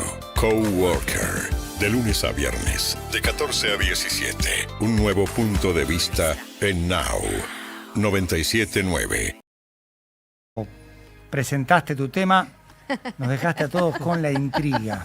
No sé si eso es bueno o es malo. Y llegó, es bueno, siempre es bueno. Y llegó la hora de saber cuál es ese consejo tan fácil de ejecutar que nos puede llegar a cambiar nuestra relación con el dinero. Y que no le prestamos atención. La psicología del dinero es un gran libro que lo que habla justamente es la relación que nosotros tenemos con el dinero y qué es lo que nos pasa con el dinero y la expectativa que muchas veces ponemos sobre él. Morgan Housel es el autor de este libro y él plantea, para arrancar, 3 puntos esenciales que pueden cambiar nuestra economía.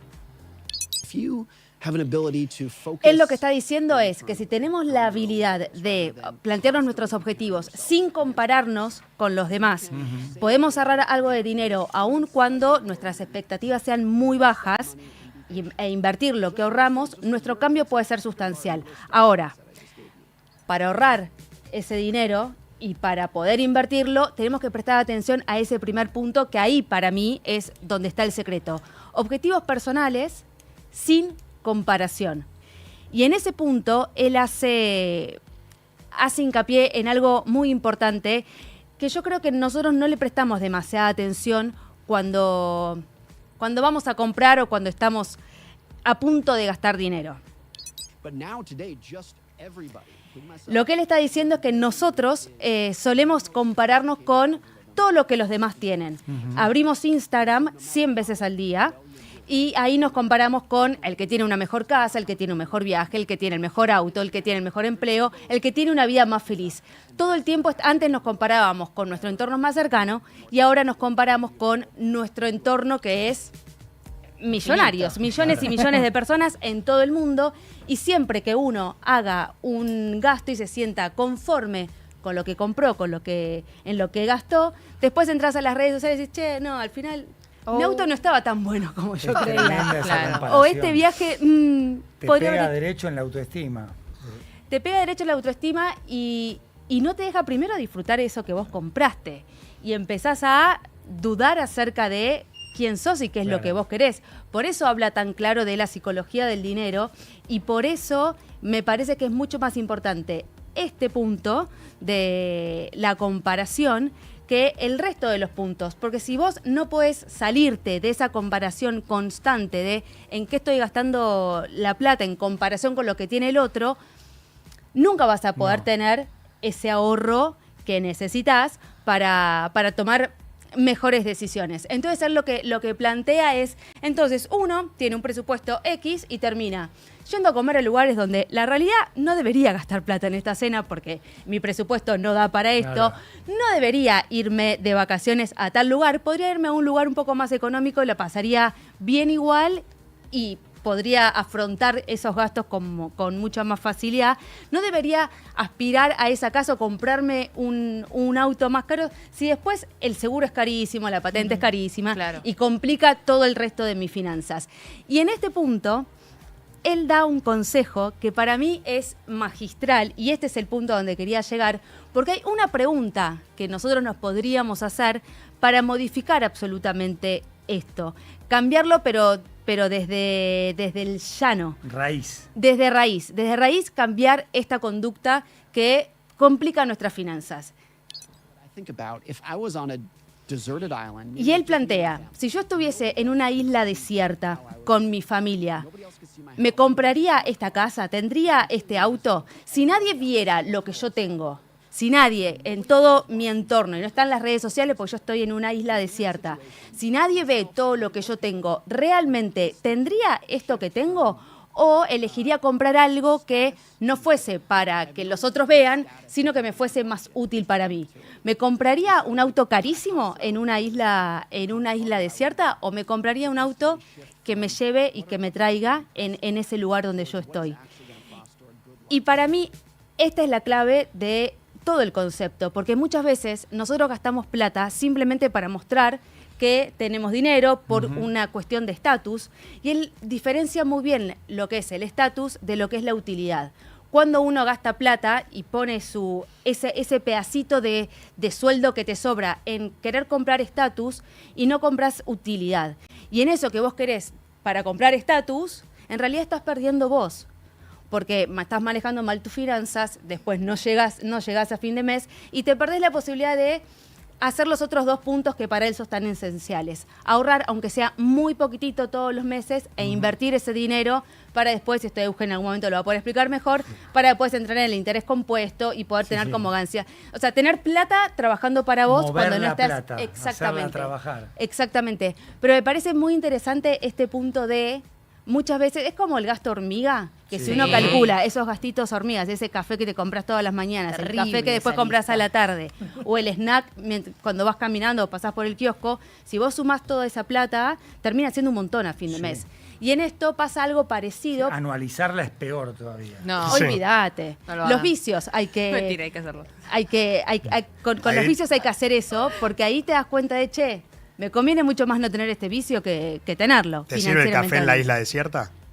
No. No sé. No. Depende, el punto es qué es lo que a vos te es útil. O sea, focalizar, por eso él habla de objetivos personales, internalizarlos, sin comparación. Claro, poner más la mirada en uno y no en los demás, ¿no? Claro, es ¿qué es lo que a mí me resulta útil y para qué lo quiero? ¿Para qué me sirve a mí? Entonces ahí cuando empezás a hacerte esa pregunta, cuando te vas a comprar, no sé, vas a comprarte ropa, dices, no, me llevo esto. Pero, ¿esto realmente me es útil? ¿O lo compro porque quiero que X persona me vea que yo tengo tal cosa de tal marca? Claro. ¿Entendés? Es hacerte esa pregunta que es un segundo y a lo mejor te ahorras unos mangos. Muchas Fíjense. gracias, buen consejo. Hay una gran victoria de Fran Cerúndolo en Madrid ante Luciano Darderi, nacido en Villa Gesell, que juega para Italia. Lucho Darderi, jugar en la final en Buenos Aires ganó Francisco, Cerúndolo ganó 6-2, 6-3 y pasó a octavo de final del Masters 1000 de Madrid, donde no está solo, hablando de argentinos, porque también está Tommy Echeverry. Tommy Echeverry va a jugar en octavos con el francés Fils. Ayer Tommy Echeverry le ganó a Prismic de Croacia 6-3 en el tercero, así que tenemos 2 argentinos en octavos de final. Ya ayer había logrado su ticket Tommy Echeverry y ahora acaba de lograrlo Francisco Cerúndolo. En un rato, un repaso del fin de semana futbolero con lo que ocurrió aquí en la Argentina. En Inglaterra, por ejemplo, el gol de Enzo Fernández para que Chelsea juegue la final de la FA Cup ante Manchester City, que había ganado el día anterior en Wembley con un golazo del español Nico González. Tenemos el Nico González argentino, zurdo juega en Atlético de Madrid, el Nico González diestro, español, juega en el City y marcó un golazo para el triunfo del equipo de Pep Guardiola. Tu nueva radio. Tus 90, tus 2000, tu nueva radio. Now 97.9. Música pensada para vos. 979now.com. Cuando el reloj marca el regreso y atravesar la ciudad aturde, la radio te acompaña para que tu día termine mejor. After Office Now.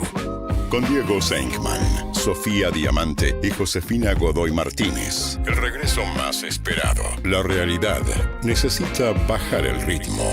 After Office Now. Lunes a viernes, de 17 a 20. Un nuevo punto de vista en Now 97.9. Tu nueva radio.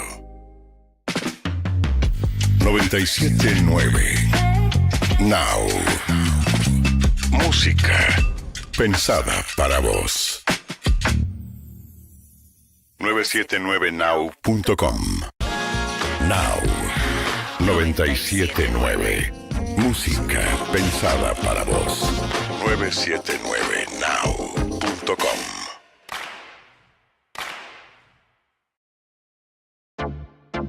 Las mañanas en Now son productivas desde el primer café. ¿Dónde estamos? Con Paulino Rodríguez, Julieta Tarrés y Paula Salamanca. El punto de partida de tus días. Información precisa y lo que necesitas saber para proyectar tu actualidad. ¿Dónde estamos? Lunes a viernes. De 7 a 10. Un nuevo punto de vista en Now 97.9. Tu nueva radio. 97.9. Now. Música pensada para vos. 979now.com. Tus 90. Tus 2000. Tu nueva radio. Now 97.9. Música pensada para vos. 979now.com. En las mañanas de Now, Juan Pablo Barsky y Eleonora Pérez Caresi te dan su punto de vista para una realidad un tanto cambiante. No somos nadie. La actualidad En un modo que ya conoces y a veces no tanto. lunes a viernes, de 10 a 14. Un nuevo punto de vista en Now 97.9. Tu nueva radio. 97.9. Now. Música pensada para vos. 979now.com. Tus 90. Tus 2000. Tu nueva radio. Now 97.9. Música pensada para vos. 979now.com. Hay un momento de la tarde en el que lo más importante es estar bien rodeado. Coworker. con Agustina Casanova y Mariano Almada. Actualidad para decidir y música para acompañar en un mismo espacio. Coworker, de lunes a viernes, de 14 a 17. Un nuevo punto de vista en Now 97.9, tu nueva radio. Tus 90, tus 2000, tu nueva radio. Now 97.9. Música pensada para vos. 979now.com. Cuando el reloj marca el regreso y atravesar la ciudad aturde, la radio te acompaña para que tu día termine mejor. After Office Now. Con Diego Senkman, Sofía Diamante y Josefina Godoy Martínez. El regreso más esperado. La realidad necesita bajar el ritmo. After Office Now. Lunes a viernes, de 17 a 20. Un nuevo punto de vista en Now 97.9. Tu nueva radio. 97.9. Now. Música pensada para vos. 1180 979now.com.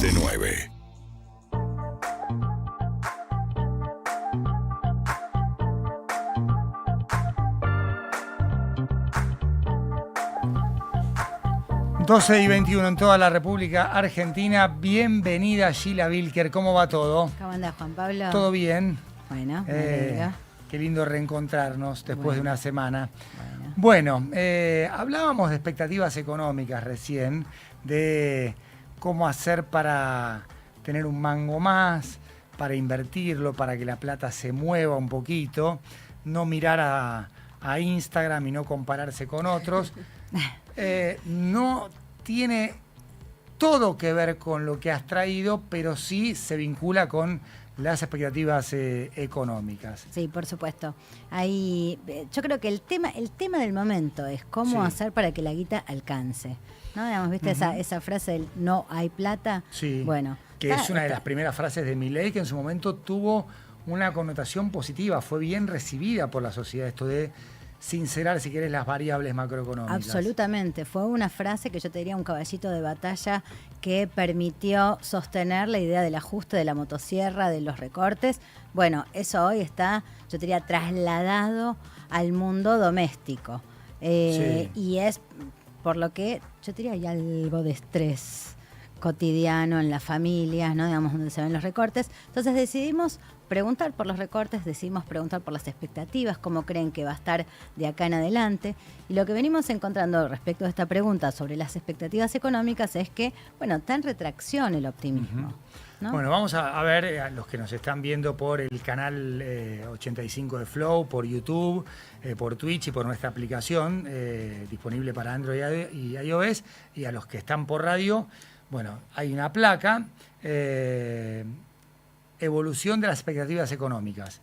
En el último mes, ¿cambiaron sus expectativas respecto al futuro de la economía? Bueno, el 61,2% dice empeoraron, el 17,4% mejoraron, el 19,2% no cambiaron.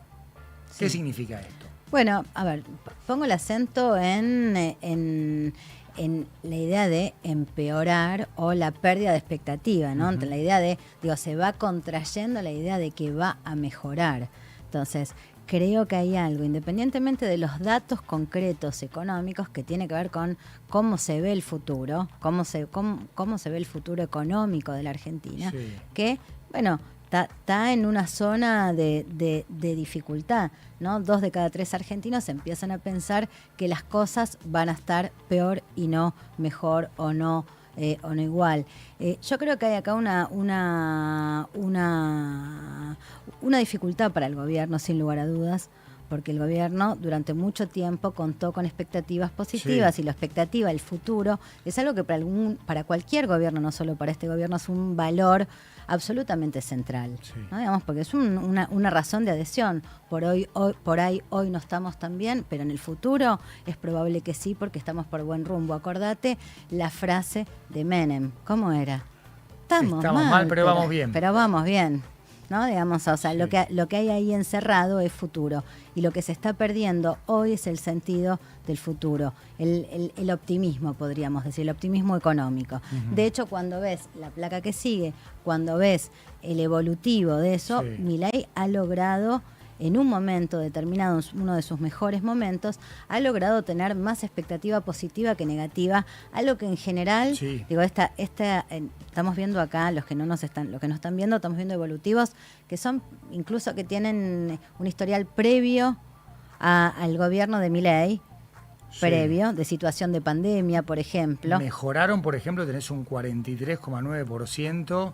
En diciembre del 24. 24. Diciembre del 24. Buen momento del gobierno, un año de gobierno, 12 meses de ejercicio del poder, control de la inflación, como una gran carta de exhibición, ¿no? Digamos, un momento donde Sí. el ajuste todavía no había terminado de impactar tan fuerte en las familias. Y vos tenés, por ejemplo, en septiembre del 25, cuando pierde la elección en Provincia de Buenos Aires, un 22% y hoy está en 17,4%. Sí. Está claro. 5 puntos debajo de lo que fue un punto complicado para el gobierno, no solo por esta medición, sino por la derrota en la Provincia de Buenos Aires contra Axel Kicillof en la elección de mitad de mandato, en realidad de renovación legislativa de la provincia. Así es. Entonces, lo que ves es que, sobre todo, la tendencia, ¿no? Digamos, la pregunta, creo, más importante acá ¿es reversible esta tendencia? Por supuesto que sí, todas las tendencias, cuando uno está acostumbrado a mirar números, sabe que son reversibles. El tema es que, por el momento, la dirección es a la baja. Vamos a hablar de gastos en la economía personal. En lo que va de este año, ¿usted tuvo que recortar gastos o actividades? El 73,4% dice sí, 23,9% no, 2,7% no sabe.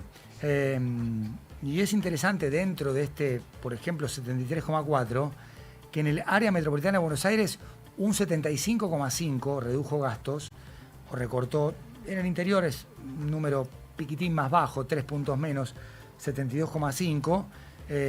Pero, por ejemplo, casi un 80% de cincuentones o más tuvo que recortar gastos, pero el número es menor en los más jóvenes, en los ¿no? más jóvenes, 16 y 29. Sí, y te diría el otro dato acá interesante que tiene que ver con cómo los sesgos ideológicos también inciden en cómo evaluamos nuestra propia situación personal, que es que señalan que tuvieron que recortar casi la totalidad de los electores opositores, mientras que solo entre 5 y 6 de cada 10 electores de Bullrich o de Milei. Entonces, Claro. lo que vos ves ahí es que hay una incidencia en la percepción de la vida cotidiana respecto a posicionamiento ideológico, ¿no? Sí, sí, Entonces, sí, sí, sí. pero bueno, es un número muy alto. 7 de cada... alto. Muy alto, muy alto.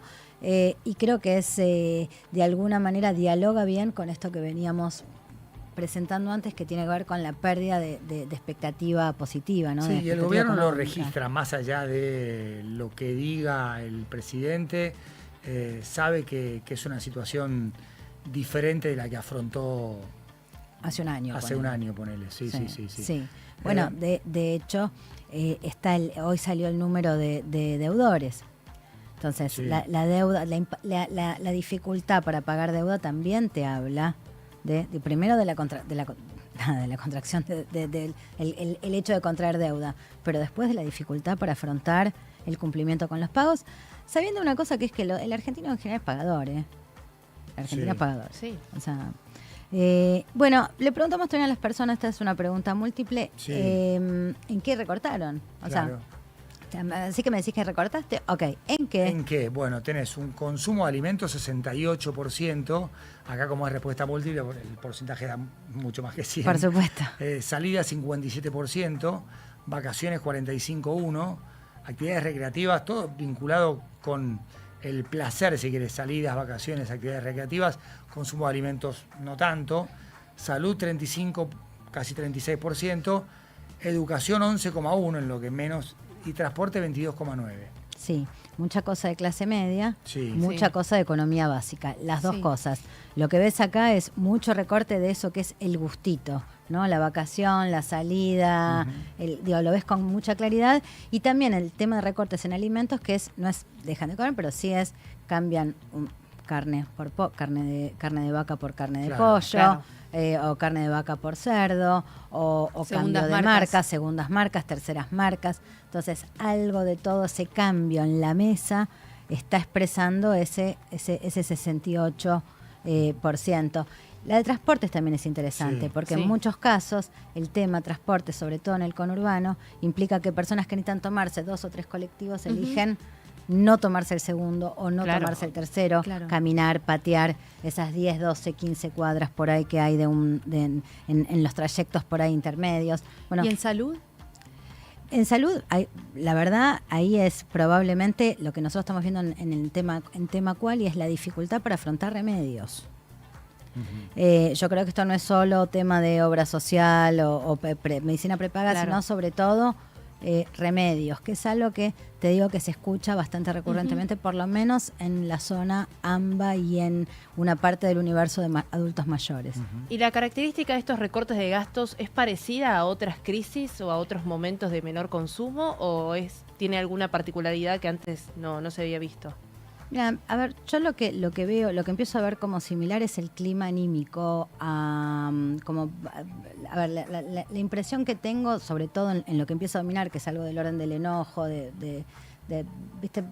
Yo tenía un desplazamiento de las emociones tristes a las emociones de introversión, tristeza, indiferencia, amargura, a emociones más expansivas, como enojo, bronca. Y creo que en eso se parece a la situación del 2023, es más parecida a la situación, a lo que yo te diría, a lo que permitió el advenimiento de Javier Milei a la presidencia. Y la última lámina que vamos a ver, y por supuesto para los que nos están escuchando por radio la vamos a contar, principal responsable de la situación económica actual.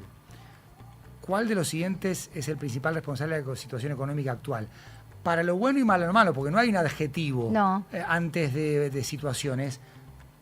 La percepción de cada uno. Las políticas del Gobierno Nacional de Javier Milei, 63,6, insisto, caben para los que son críticos como para que los que reconocen acompañan activos, y reconocen valor. Hay una mirada retrospectiva. Las políticas del anterior Gobierno Nacional de Cristina Kirchner, las políticas del Gobierno Nacional de Alberto Fernández, acá tenés un 29% casi. Empresarios, ya después el número es todo lo demás residual, marginal, exactamente. ¿no? Empresarios. 0,1 de Donald Trump. Me muero. El neoliberalismo de los años 90, aflojado con la revista Subestada, podríamos decir, 0,4. FMI, las políticas del Gobierno Nacional de Mauricio Macri, 0,6. Dictadura militar, 0,8. Empresarios, 0,9. Pero tenés un 63,6 ya con Javier Milei como principal responsable, para lo bueno, para lo malo, lo mismo para bueno, para malo, Cristina Kirchner, Alberto Fernández, aunque creo que esta mirada retrospectiva es más negativa que positiva. A ver, lo ves cuando haces el análisis por último voto. Los que señalan el gobierno de Alberto o el gobierno de Cristina claramente son segmentos de votante violeta o amarillo, de votante libertario o votante de Cambiemos. Sí. Entonces lo que ves ahí es que hay un señalamiento que es absolutamente negativo. En el caso de la responsabilidad respecto a la situación actual que dicen Javier Milei, bueno, ahí yo creo que tenés una mixtura, porque hay un reconocimiento, hay todavía una expectativa, pero lo que estamos viendo es esto, contracción de esa valoración, de esa expectativa. Y yo te voy a decir algo, yo creo que el gobierno tiene por delante 2 desafíos.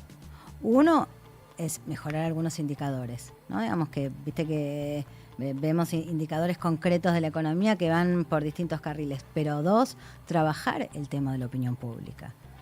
Porque hay algo acá que empieza yo te diría, a escurrírsele de las manos, sobre todo un gobierno que prometió resultado económico. Yo creo que el gobierno lo registra, más allá de lo que diga públicamente. Bueno, en buena hora. Yo creo que sí. Creo que hay un pragmatismo, no sé si de todo el gobierno, pero de los actores más importantes que que ven y registran esto. El presidente diciendo fueron meses duros. ¿Ha habido alguna admisión de que hay mucha gente que no la está pasando bien ahora? Pedido de paciencia, Pedido de ¿no? paciencia. Que es como renovar los votos. Claro. ¿No? claro. Digamos, sí, coincido con tu mirada. Creo que en el medio... Ahora, no va a haber un plan platita de ninguna forma, porque esto está en contra está en las antípodas del ADN del presidente. Sí, claro, sí. claro. No, bueno, hay una reactivación del crédito. Sí, ¿no? baja de Digamos, tasas. Baja de tasas. No sé.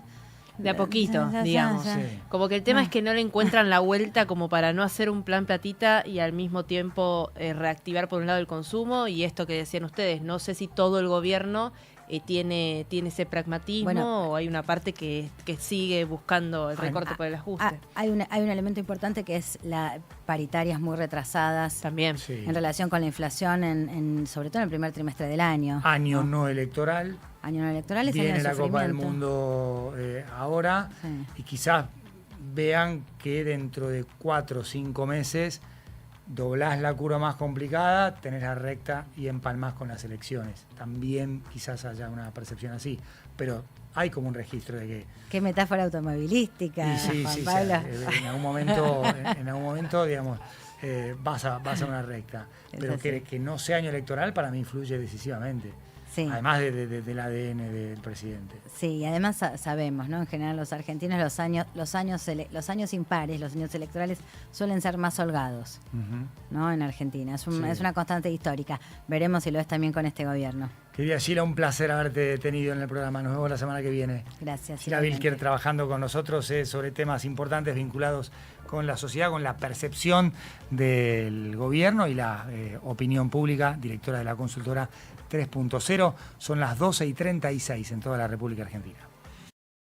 Fía Diamante y Josefina Godoy Martínez. El regreso